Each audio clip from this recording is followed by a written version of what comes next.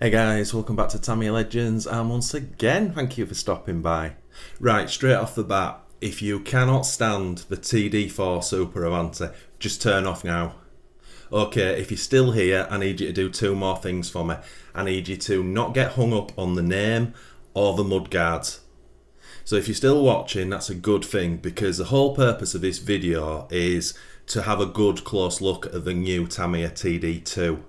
So yesterday, Tamiya did their own video on the new TD2 Astute, and we finally got to see what's under the body shell. First of all, apologise for the picture quality of these. I've had to take these screenshots from Tamiya's video and the running footage towards the end of this video, so it's a little bit grainy, so I'll keep the pictures a little bit small.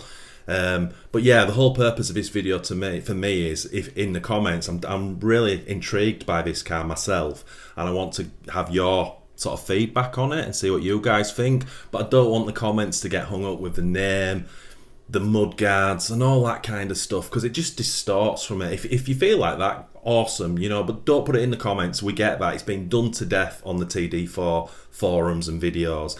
Let's just talk about what this TD2 is. So, I've got to be honest, personally, I did not see the TD2 coming anytime soon. Yeah, I was a little bit blindsided by that when they first did that little promo video. I thought we would see the TD4 for a longer period before we saw a two-wheel drive version of it. Although it's not a two-wheel drive TD4, and that's the point of this video. I think it's really important to emphasise that when the TD4 stuff came out on the videos and the forums, people were saying, I wonder what it'd be like if it was two-wheel drive, you know, take the front drive shafts out of the prop shaft or whatever, and that was talked about. But now, because some of the design features, mainly the battery sides on the TD4, we now know that Tamiya had a view at the very beginning to do a TD2, the two-wheel drive version of it. So it's got four sort of major changes from the TD4. Obviously the body is different, and in my opinion is a much better looking body than the TD4 shell. That's just my personal opinion. Secondary is the battery position has changed. The front wheels have changed, and I want to talk about that. Those front wheels are rather cool. And the main point is this brand new front end that it's got. That's mega important. So we can see by the picture straight away that the TD2 has quite a steep front kick up, which makes it a proper two-wheel drive buggy, to be honest. I've just dug out my TRF 201 just to show you what I mean by kick up, if you don't know. Now, I'm not an expert and I'm certainly no racer, but I'll just give you the little bit of knowledge I have. I also contacted my buddy Lee who races, and he was just telling me a little bit about kick up. So basically, four-wheel drive higher end buggies don't have kick up at the front. Some have a little, and that's because the front wheels have to drag the car over the obstacles, whereas obviously when it goes down a two-wheel drive, the idea of the kick up is for the front end to glide over the obstacles as well. It also helps with weight distribution and also with the linear steering. So it does quite a lot. Also, we'll go into this with pictures later, you can see that on a four-wheel drive buggy, the suspension, the front arm travels usually just straight up and down, whereas on two-wheel drive cars, it goes slightly backwards. Hence the brand new geometry of the TD2. So as we can see on the TD2 itself, completely different front end. We've got this brand new lay-down shock arrangement, but now at that angle, as I say, for the suspension travel backwards slightly. It's also got that extra support bridge, I think I'll call it that, which looks to strengthen that front end up. And as we can see, it's got a real sort of steep angle where the chassis falls off at the front. Looks pretty cool, a little bit more because of that layout, and there's a gearbox missing and that kind of thing. The speedo fits towards the front of the car, but yeah, it looks kind of cool to me. And then onto the battery position. So as the TD4 was released, people were asking, do these side plates come off so they can put a battery across the back of it? I've got to be honest, again, no expert, certainly not a racer, but I kind of always scratched my head when people were saying that, because in my opinion, obviously these cars are designed, once you've got a car finished and just on the TD4, that battery's running down the middle towards the front, you know, that's there for a reason, and it's there for weight and the balance of the car. And I kind of thought to myself, I didn't really say anything about it, but I was like, you take that battery out and then you shove it right to the back and across, you're completely altering the TD4. That would take a lot of weight off the front end, which obviously it needs because it's been designed like that. Sorry, it's just a little bugbear of mine when people say that. But again, who am I? Maybe people will do that with a TD4 and it'll run okay. I don't know. Anyway, the TD2, as these pictures you can see, so the side plates come out of the chassis. It's got these extra body battery holders. Looks very similar to the TCO1 arrangement. And your battery goes right across and then just two pairs of clips either side. So the battery installation is way quicker than the TD4, but more importantly, it's there for weight, to keep that weight over the back end. And then on the front wheels, now I really liked this. I don't know if anyone has picked up on this. The front wheels that they showed you are 12mm hex fitting on the front. Mega cool. Not seen that before from Tamiya. So basically, it's a 4-wheel drive fitting wheel. And on the hubs, it must have some kind of hub arrangement with bearings in there that spins the hexes freely. So that's pretty cool because we can get some chunky tyres on those front wheels. I'm not a massive fan of the rib tyres that come on it with the kit, but when you see it going around the track, it actually goes round really well. But yeah, I thought that wheel was interesting. And then the body and how it looks, for me personally, it's a much nicer shape than the TD4 shell. The wing looks exactly the same, it's just cut out different. If you've ever seen a picture of the TD4 wing as it comes in the kit, it's got about 3 or 4 cut lines at the back and the same on the sides.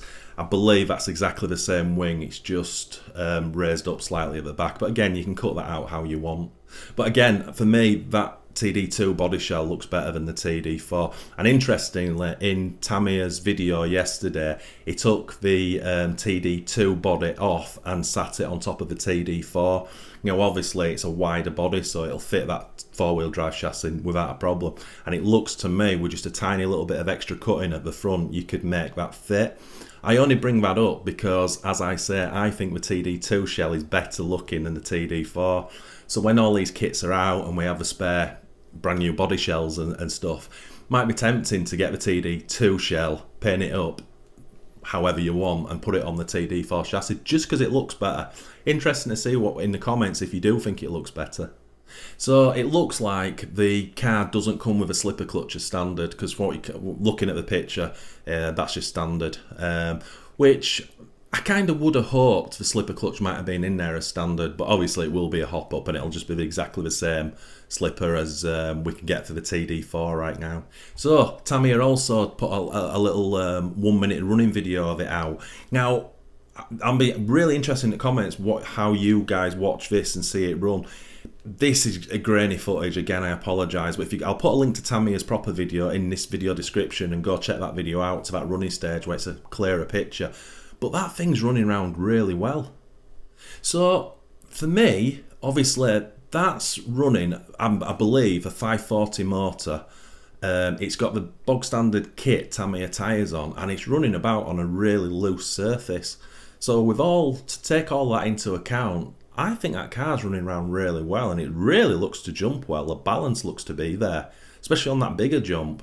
For me, the little knowledge I have on how cars run, that looks like a good one to me. The only thing I did pick up on the video, and I'm not sure if you'll see it here, it looks like he's running a drag brake setup. I might be wrong, but there's a couple of corners where you see when it comes off the power and the car seems to brake almost. That's how it looks to me. I may be wrong. So I am wondering if he's got some kind of drag brake setup on that for getting around those sort of tightish corners in the middle of a track. But again, I think that looks great, to be honest. So that's pretty much it. I think I've kind of covered everything that I've noticed with it. I must admit, when I first saw it, first of all, as I say, it blindsided me. Didn't expect to see a TD2 so soon. And my initial thoughts were, hey, it looks okay. But I was kind of thought to myself, don't know if I would buy one.